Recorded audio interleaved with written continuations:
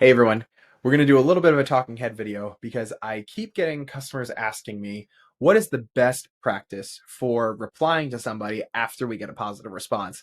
And I think we could show examples, but I think the best thing is just talking about the strategy because it changes so differently for everybody that giving examples maybe doesn't do it justice. Just thinking through the best way to do this probably is better. And so basically the scenario is somebody positively responds and say, "Hey, I'm interested." What do you say to them? And I like to tell my customers that there's two things that we want to do. Obviously, we want to get back to them as fast as possible and give them times to book a meeting. And then if that doesn't work, the second thing that we want to do is we want to raise the stakes of the offer and the reason for why they're hopping on a call, if we can. And so what I mean by that is first off, if somebody responds and they say, "Yeah, I'm interested. Could you send me some times?" We always tell people to say, "Hey, Katie, thanks so much for the response. Are you available Tuesday at 10 or Thursday at 2? And if it's easier, here's my calendar link."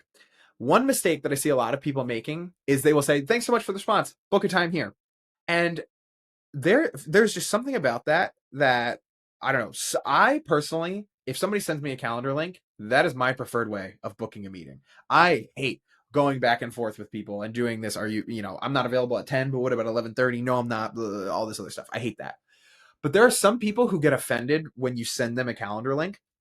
And so that's why we always opt for giving them two times that they're available manually and then giving the calendar link. So if you're that kind of person, because we don't know who these people are, if you're the kind of person who hates calendar links, you're going to get the regular manual one, and then you'll kind of get the best of both worlds there, right? And so if they don't book a meeting from that, that's where we have to start raising the stakes. And I hate seeing follow up emails of just, "Hey, following up on this, are you still interested in booking a meeting?" You can do that and sprinkle that in if you really have to. But the next thing I would do is I would build a little bit of my case for them. And I would look them up manually and I would just remind them, "Hey," and make your email better than what you just sent with AI, of course. "Hey, just to keep in mind, the reason why uh, we were so interested in meeting is because you fit this criteria, you fit this criteria, and I found this, and I really think we're able to help." And so I would research more about who they are and how they fit a case study that is similar and explain more about that. So if you have a great case study with a wholesaling company, then just say, "Hey, like this is another wholesaling company it really worked well for. This is the process we took them through. I just need to explain it. I would love to explain it to you so maybe we can get the same kind of result." So raise the stake first, do some more research on them, and relate them to a case study that you've already worked with in the past. If that doesn't work, maybe you send a lazy email to just get a bump out there. But if that doesn't work, the next thing that I would do is I would try to raise the stakes and do a little bit of work for free for them. And so I would try to do a competitor audit or look at their website a little bit more. Whatever product or service you have, try to give them a little bit of a taste over the email of how you can help them. If you're a list building company, say, "Oh, I think you're targeting CEOs in Tampa, Florida. Here's a list already. Do you want to have a call to expand more on that?" Or whatever it is. Just give them a little bit of a taste of free value. Um, because then again, a little bit of a law of reciprocity. They said that they wanted to meet, and now you're giving them free value, increasing the likelihood that they're going to book.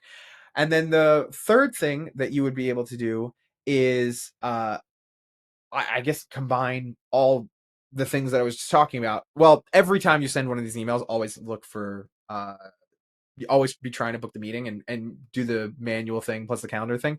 Actually, with even the first follow up email, Oren Claff does something that I think is very nice. Oren Claff is always talking about status alignment, and you look like a hungry salesperson if you keep badgering people for time, right? But one thing Oren Claff would do when he would follow up with people is he would say, "Are you available Tuesday at 10 or Thursday at 2 of next week?"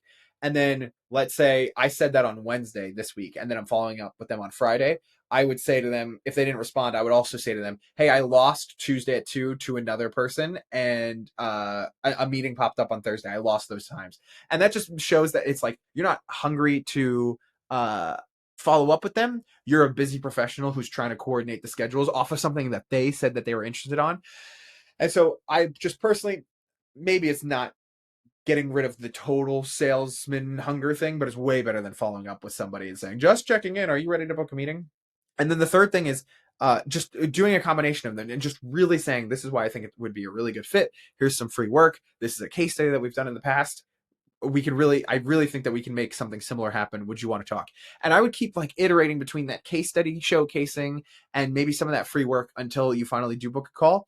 Now, another strategy that you got to just be comfortable with, and make sure that your team understands the boundaries of this. Another strategy that I personally do like is to send a calendar invitation to them without any of the back and forth and just say, hey, instead of all of the back and forth, I put some time on your calendar for 10 a.m. on Tuesday. I marked it as not busy so that it wouldn't block your calendar and somebody could schedule over it if you wanted. But I usually find that this is easier than the back and forth. Let me know if something else works.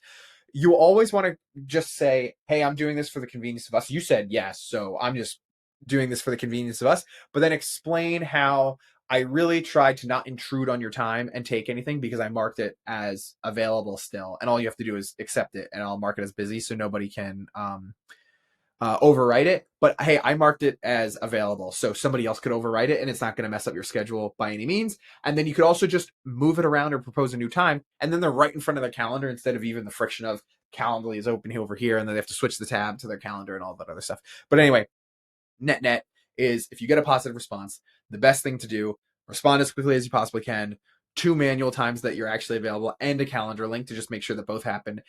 Reach out to them on LinkedIn, call them if you can, try to multi-thread that. If they don't respond to that, raise the stakes. Match them to a customer case study that you've been successful with in the past and how it would be similar for them.